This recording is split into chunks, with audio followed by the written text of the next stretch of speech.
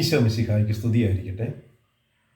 Artificial intelligence അഥവാ നിർമ്മിത ബുദ്ധിയുടെ ഇന്നത്തെ കാലത്ത് സത്യവും മിഥ്യയും തമ്മിൽ തിരിച്ചറിയാൻ കൂടി സാധിക്കാത്ത ഒരവസ്ഥയിലാണ് നമ്മൾ ജീവിക്കുന്നത്.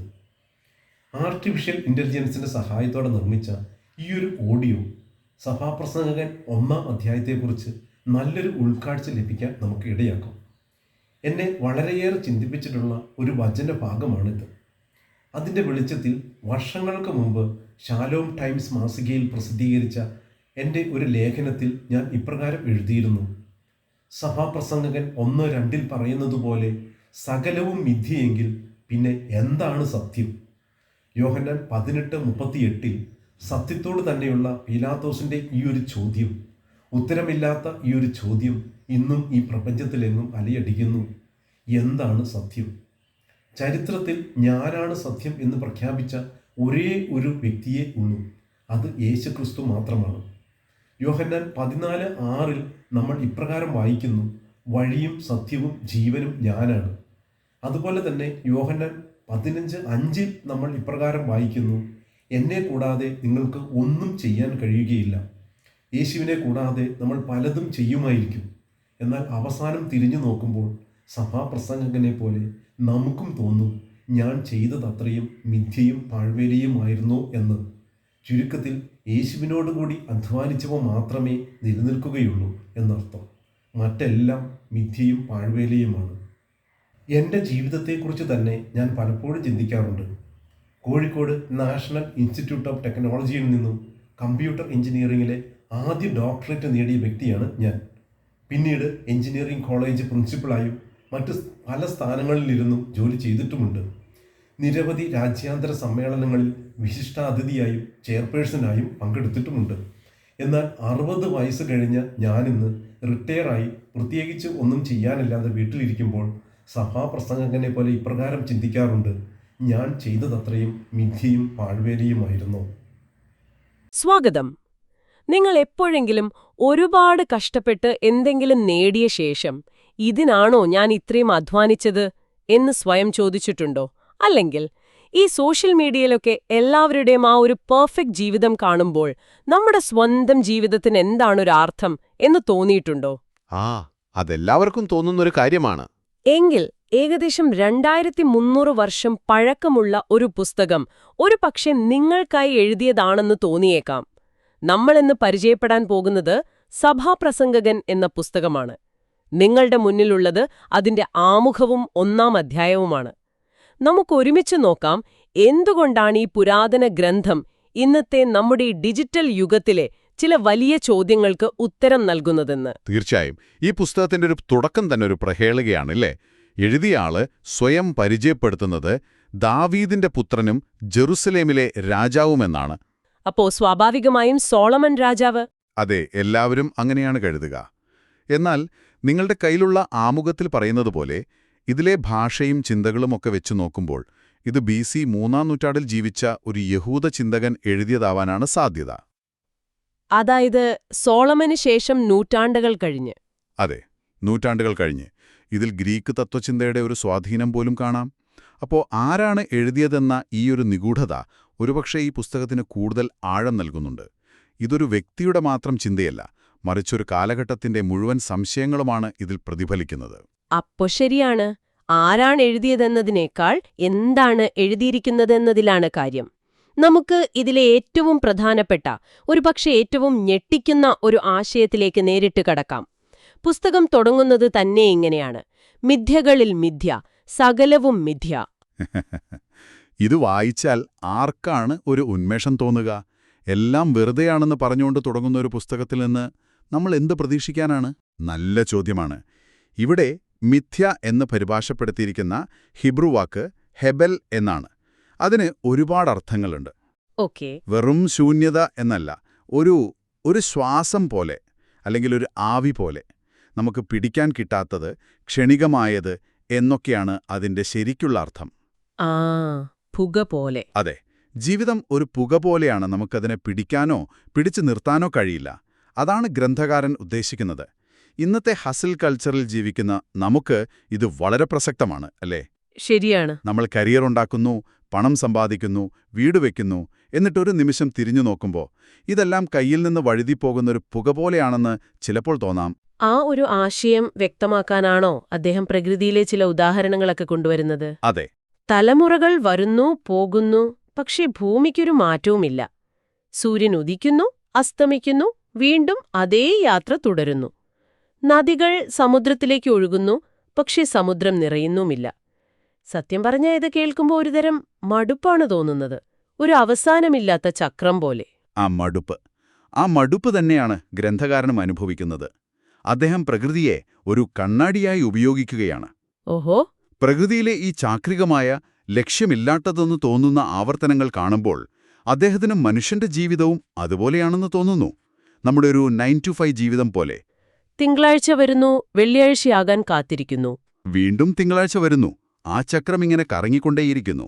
അതുകൊണ്ടാണ് അദ്ദേഹം ചോദിക്കുന്നത്, സൂര്യന് താഴെ മനുഷ്യന് അധ്വാനം കൊണ്ട് എന്ത് ഫലം എന്ന്.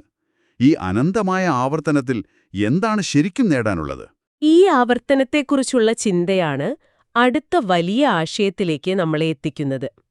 9-ാം വാക്യത്തിൽ അദ്ദേഹം പറയുന്നു, ഉണ്ടായതുതന്നെ വീണ്ടും ഉണ്ടാകുന്നു, ചെയ്തതുതന്നെ വീണ്ടും ചെയ്യുന്നു, സൂര്യന് കീഴെ പുതുതായൊന്നുമില്ല. ഒരു മിനിറ്റ്. ഇത് അംഗീകരിക്കാൻ കുറച്ച് പ്രയാസമുണ്ട്. നമ്മൾ സ്മാർട്ട് ഫോൺ ഉപയോഗിക്കുന്നു, ആർട്ടിഫിഷ്യൽ ഇന്റലിജൻസിനെക്കുറിച്ച് സംസാരിക്കുന്നു, ചൊവ്വയിലേക്ക് പോകാൻ തയ്യാറെടുക്കുന്നു. ഇതൊന്നും പുതിയതല്ലെന്നോ? തീർച്ചയായും. നിങ്ങൾ പറഞ്ഞത് ശരിയാണ്. ഉപരിപ്ലവമായി നോക്കുമ്പോൾ ഇത് തെറ്റായ ഒരു പ്രസ്താവനയായി തോന്നാം. പക്ഷേ ഗ്രന്ഥകാരൻ സംസാരിക്കുന്നത് സാങ്കേതികവിദ്യയുടെ മാറ്റങ്ങളെക്കുറിച്ചല്ല. പിന്നെ എന്തിനെക്കുറിച്ചാണ്? മറിച്ച് മനുഷ്യന്റെ അടിസ്ഥാനപരമായ അവസ്ഥയെക്കുറിച്ചാണ്. മനുഷ്യാനുഭവത്തിന്റെ ആ ഒരു കാതലിനെക്കുറിച്ചാണ്. ഇന്നത്തെ സോഷ്യൽ മീഡിയ തന്നെ നോക്കൂ. പ്ലാറ്റ്ഫോം പുതിയതാണ്. പക്ഷേ അതിൽ കാണുന്ന അസൂയ, മറ്റുള്ളവരുമായി സ്വയം താരതമ്യം ചെയ്യാനുള്ള ത്വര, അംഗീകാരത്തിനായുള്ള ദാഹം, ഇതൊക്കെ ആയിരക്കണക്കിന് വർഷങ്ങളായി മനുഷ്യന്റെ കൂടെയുള്ളതാണ്, അല്ലേ? ശരിയാണ്. സാങ്കേതികവിദ്യ മാറിയെന്നേയുള്ളൂ. അടിസ്ഥാന വികാരങ്ങൾ അതേ പഴയ വീഞ്ഞ് തന്നെയാണ്. അപ്പോൾ നമ്മൾ പുതിയതെന്ന് കരുതുന്ന പല കാര്യങ്ങളും പഴയതിന്റെ പുതിയ രൂപങ്ങൾ മാത്രമാണെന്നാണോ അദ്ദേഹം പറയുന്നത്? ഉദാഹരണത്തിന്, പണ്ടത്തെ രാജാക്കന്മാർ തമ്മിലുള്ള യുദ്ധങ്ങളും ഇന്നത്തെ കോർപ്പറേറ്റ് കമ്പനികൾ തമ്മിലുള്ള മത്സരങ്ങളും തമ്മിൽ അടിസ്ഥാനപരമായി വലിയ വ്യത്യാസമില്ലെന്നാണോ? വളരെ ശരിയായ ഒരു താരതമ്യമാണത്. അധികാരം, അതിജീവനം, ആധിപത്യം, ഈ അടിസ്ഥാന ചോദനകൾക്കൊരു മാറ്റവുമില്ല. ഇല്ല. പണ്ട് വാളുകൊണ്ടായിരുന്നു, ഇന്ന് സാമ്പത്തിക ശക്തി കൊണ്ടാണെന്ന് മാത്രം. അതുകൊണ്ടാണ് ഗ്രന്ഥകാരൻ പറയുന്നത്, ഒരു കാര്യം പുതിയതാണെന്ന് നമുക്ക് തോന്നുന്നത് ഒരുപക്ഷെ അതിനു മുമ്പ് സമാനമായ കാര്യങ്ങളുണ്ടായിരുന്നത് നമ്മൾ മറന്നുപോയതുകൊണ്ടാവാം എന്ന്. 11-ാം വാക്യത്തിൽ അദ്ദേഹം അത് വ്യക്തമാക്കുന്നുണ്ട്. കഴിഞ്ഞതാന്നും ആരും ഓർക്കുന്നില്ല, വരാനിരിക്കുന്നവയെ അവയ്ക്ക് ശേഷം വരാനിരിക്കുന്നവർ ഓർമ്മിക്കുകയില്ല. അപ്പോ ഓരോ തലമുറയും തങ്ങളാണ് ചരിത്രം തിരുത്തിക്കുറിക്കുന്നതെന്ന് കരുതുന്നത് ഒരുപക്ഷെ ഈ ചരിത്രപരമായ ഓർമ്മയില്ലായ്മ കൊണ്ടാവാം. അതെ. ഇത് കേൾക്കുമ്പോൾ നമ്മൾ നമ്മുടെ നേട്ടങ്ങളെക്കുറിച്ച് അമിതമായി അഭിമാനിക്കേണ്ടതുണ്ടോ എന്ന് തോന്നിപ്പോകുന്നു. എല്ലാം ഒരു വലിയ ചാക്രിക പ്രവാഹത്തിന്റെ ഭാഗം മാത്രമാണെങ്കിൽ നമ്മുടെ വ്യക്തിപരമായ വിജയങ്ങൾക്കും പരാജയങ്ങൾക്കും എന്ത് പ്രസക്തിയാണുള്ളത്? ഈ ചിന്ത ഒരുതരം നിസ്സംഗതയിലേക്ക് നയിക്കില്ലേ? തീർച്ചയായും നയിക്കാം. ഒരുപക്ഷെ അങ്ങനെയൊരു നിസ്സംഗതയിൽ നിന്നാണ് ഗ്രന്ഥകാരൻ തന്റെ അടുത്ത അന്വേഷണം തുടങ്ങുന്നത്. അദ്ദേഹം വെറുതെ ഇരുന്ന് ചിന്തിക്കുകയല്ല, ഈ വിഷയത്തെക്കുറിച്ച് ആഴത്തിൽ പഠിക്കാൻ ശ്രമിക്കുന്നുണ്ട്. താൻ ജ്ഞാനിയായ ഒരു രാജാവാണെന്നും ജെറുസലേമിൽ തനിക്ക് മുൻപുണ്ടായിരുന്ന എല്ലാ രാജാക്കന്മാരെക്കാളും ജ്ഞാനം താൻ സമ്പാദിച്ചുവെന്നും അദ്ദേഹം അവകാശപ്പെടുന്നു. ആകാശത്തിൻ കീഴിൽ നടക്കുന്നതെല്ലാം ജ്ഞാനത്തോടെ മനസ്സിലാക്കാൻ അദ്ദേഹം കഠിനമായി പരിശ്രമിച്ചു. പക്ഷേ ആ അന്വേഷണത്തിന്റെ ഫലം വളരെ അപ്രതീക്ഷിതമായിരുന്നു. അതെ, ഇവിടെയാണ് കാര്യങ്ങൾ ശരിക്കും സങ്കീർണമാകുന്നത്. 13-ാം വാക്യത്തിൽ അദ്ദേഹം പറയുന്നു, ആകാശത്തിൻ കീഴ് സംഭവിക്കുന്നതെല്ലാം ജ്ഞാനത്തോടെ ആരാഞ്ഞറിയാൻ ഞാൻ പരിശ്രമിച്ചു. എന്നിട്ട് അദ്ദേഹം പറയുന്നു, വേഗതയോടെ ചെയ്യാൻ ദൈവം മനുഷ്യനെ ഏൽപ്പിച്ച ജോലി എന്താണ്?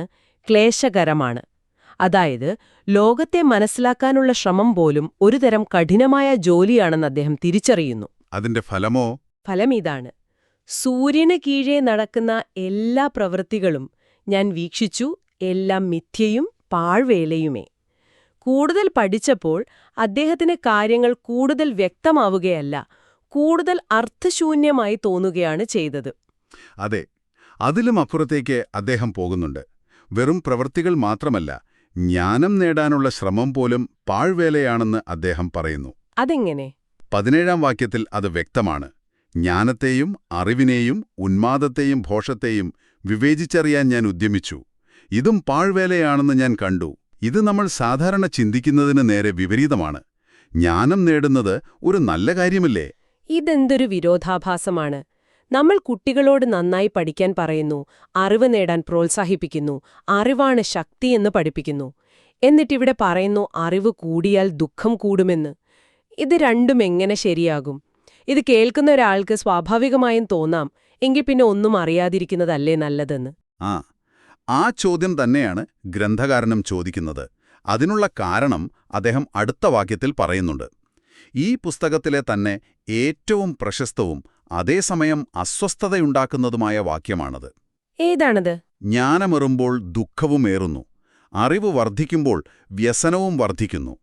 ഇത് അജ്ഞതയാണ് ആനന്ദം, അഥവാ ഇഗ്നോറൻസ് ഇസ് ബ്ലിസ് എന്ന ചൊല്ലിന്റെ ഒരു പഴയ രൂപമാണ്.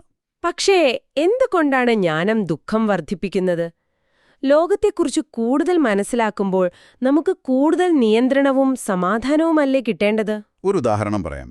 നമ്മൾ പത്രം വായിക്കാത്ത, വാർത്തകൾ കാണാത്ത ഒരു ദിവസം സങ്കൽപ്പിക്കുക. സമാധാനമായിരിക്കും. ഒരുപക്ഷേ നമ്മൾ കൂടുതൽ സമാധാനമായിരിക്കും. എന്നാൽ ലോകത്ത് നടക്കുന്ന യുദ്ധങ്ങളെക്കുറിച്ചും കാലാവസ്ഥാ വ്യതിയാനത്തെക്കുറിച്ചും ദാരിദ്ര്യത്തെക്കുറിച്ചും ആഴത്തിൽ പഠിക്കുമ്പോൾ നമുക്കെന്തു സംഭവിക്കും? അതൊരു ഭാരമാവും. അറിവ് നമ്മളിലൊരു ഭാരം സൃഷ്ടിക്കും. ഒരുതരം നിസ്സഹായത തോന്നും. ഗ്രന്ഥകാരന്റെ അനുഭവവും അതുതന്നെയാണ്. ലോകത്തിന്റെ യഥാർത്ഥ അവസ്ഥയെക്കുറിച്ച് കൂടുതൽ മനസ്സിലാക്കുമ്പോഴാണ് ഈ ദുഃഖം വരുന്നത്. 15-ാം വാക്യം നോക്കും. വളഞ്ഞത് തേനരയാക്കാൻ ആർക്കും കഴിയുകയില്ല, ഇല്ലാത്തതെണ്ണുക അസാധ്യം. അതിനർത്ഥം ലോകത്തിലെ ചില പ്രശ്നങ്ങൾ പരിഹരിക്കാൻ കഴിയില്ലെന്നും ചില കാര്യങ്ങൾ എണ്ണാൻ പോലും കഴിയില്ലെന്നും തിരിച്ചറിയുന്നതാണ് ജ്ഞാനിയുടെ ദുഃഖം എന്നാണോ? അതെ. തനിക്ക് കാര്യങ്ങൾ കാണാൻ കഴിയുന്നുണ്ട്, പക്ഷെ ഒന്നും മാറ്റാൻ കഴിയില്ല എന്ന തിരിച്ചറിവ്. കൃത്യമായി. അതാണ് ജ്ഞാനത്തിന്റെ ഭാരം. ഒരു ഡോക്ടർക്ക് രോഗം കണ്ടുപിടിക്കാൻ കഴിയുന്നു, പക്ഷെ ചികിത്സയില്ലെങ്കിൽ എന്തു ചെയ്യും? ഒന്നും ചെയ്യാനില്ല. അതുപോലെ ലോകത്തിന്റെ വളവുകൾ ജ്ഞാനിക്ക് കാണാൻ കഴിയുന്നു, പക്ഷേ അത് നിവർത്താൻ അദ്ദേഹത്തിന് ശക്തിയില്ല. ഈ നിസ്സഹായതയാണ് ദുഃഖമായി മാറുന്നത്. നമ്മൾ ജീവിക്കുന്നത് വിവരങ്ങളൊരു പ്രളയം പോലെ വരുന്ന കാലത്താണ്. അതെ. ലോകത്തിന്റെ ഏതെങ്കിലും കോണിൽ നടക്കുന്ന ഒരു ദുരന്തം നിമിഷങ്ങൾക്കകം നമ്മുടെ ഫോണിലെത്തുന്നു. ഈ നിരന്തരമായ അറിവ് നമ്മളെ കൂടുതൽ സന്തോഷവാന്മാരാക്കുകയാണോ അതോ കൂടുതൽ വ്യസനമുള്ളവരാക്കുകയാണോ ചെയ്യുന്നത്? ഇതൊരു വലിയ ചോദ്യമാണ്. വളരെ വലിയൊരു ചോദ്യമാണ്. അപ്പോൾ ഈ പുസ്തകത്തിന്റെ ആദ്യ ഭാഗത്ത് നിന്നും നമ്മൾ മനസ്സിലാക്കിയതിതാണ്: ജീവിതത്തിലെ എല്ലാ ലൗകിക കാര്യങ്ങളും, കഠിനാധ്വാനം മുതൽ വലിയ നേട്ടങ്ങൾ വരെ, ഒരു തരം മിഥ്യ അഥവാ പിടികിട്ടാത്ത ആവിയാണ്. അതെ. ചരിത്രം ഒരു വലിയ ആവർത്തനമാണ്. അടിസ്ഥാനപരമായി മനുഷ്യാനുഭവം എപ്പോഴും ഒന്നുതന്നെയാണ്. ഈ സത്യങ്ങൾ മനസ്സിലാക്കുന്ന ജ്ഞാനം സന്തോഷത്തിനു പകരം പലപ്പോഴും ദുഃഖമാണ് വർദ്ധിപ്പിക്കുന്നത്. ഇത് വളരെ നിരാശാജനകമായൊരു തുടക്കമാണല്ലോ. തീർച്ചയായും. ഈ അധ്യായം അവസാനിക്കുമ്പോൾ വായനക്കാരൻ ഒരുതരം ശൂന്യത അനുഭവപ്പെട്ടേക്കാം. കാരണം ജീവിതത്തിലെ നമ്മൾ സാധാരണയായി അർത്ഥം കണ്ടെത്തുന്ന എല്ലാത്തിനെയും, കഠിനാധ്വാനം, നേട്ടങ്ങൾ, ജ്ഞാനം, അതെ, അതിനെയെല്ലാം ഗ്രന്ഥകാരൻ ഒന്നൊന്നായി ചോദ്യം ചെയ്യുകയാണ്. എന്നാൽ ഓർക്കുക, ഇത് പുസ്തകത്തിന്റെ തുടക്കം മാത്രമാണ്. ഇതൊരു അവസാന വാക്കല്ല. ഓക്കെ. ഒരു വലിയ കെട്ടിടം പണിയുന്നതിനു മുൻപ് പഴയ കെട്ടിടം പൊളിച്ചുമാറ്റുന്നതുപോലെ ജീവിതത്തെക്കുറിച്ചുള്ള എളുപ്പത്തിലുള്ള തെറ്റായ ഉത്തരങ്ങളെല്ലാം അദ്ദേഹം ആദ്യം തകർക്കുകയാണ്. അതായത് ജീവിതം മനോഹരമാണ്, കഠിനാധ്വാനം ചെയ്താൽ വിജയിക്കാം തുടങ്ങിയ ലളിതമായ ധാരണകളെല്ലാം. അതെ, അതെല്ലാം ഇവിടെ ചോദ്യം ചെയ്യപ്പെടുന്നു. ഈ ഒരു ശൂന്യതയിൽ നിന്നാണ് അദ്ദേഹം തന്റെ യഥാർത്ഥ അന്വേഷണം ആരംഭിക്കുന്നത്. അപ്പോ ഈ ചർച്ച അവസാനിപ്പിക്കുമ്പോൾ കേൾക്കുന്നവർക്ക് ചിന്തിക്കാനായി ഒരു ചോദ്യം നൽകാം. തീർച്ചയായും. ഗ്രന്ഥകാരൻ പറയുന്നത് അറിവ് വർദ്ധിക്കുമ്പോൾ വ്യസനം വർദ്ധിക്കുമെന്നാണ്. നമ്മുടെ കയ്യിലുള്ള സ്മാർട്ട് ഫോൺ ലോകത്തെക്കുറിച്ചുള്ള അനന്തമായ അറിവാണ് ഓരോ നിമിഷവും നമുക്ക് നൽകുന്നത്. സഭാപ്രസംഗകൻ പറയുന്നതനുസരിച്ച് അത് അനന്തമായ ദുഃഖത്തിലേക്കുള്ളൊരു വാതിൽ കൂടിയാണോ? അങ്ങനെയെങ്കിൽ അറിഞ്ഞിരിക്കേണ്ടതും അറിയാതിരിക്കുന്നതും തമ്മിലുള്ള അതിർവരമ്പ് നമ്മൾ എവിടെയാണ് വരയ്ക്കേണ്ടത്?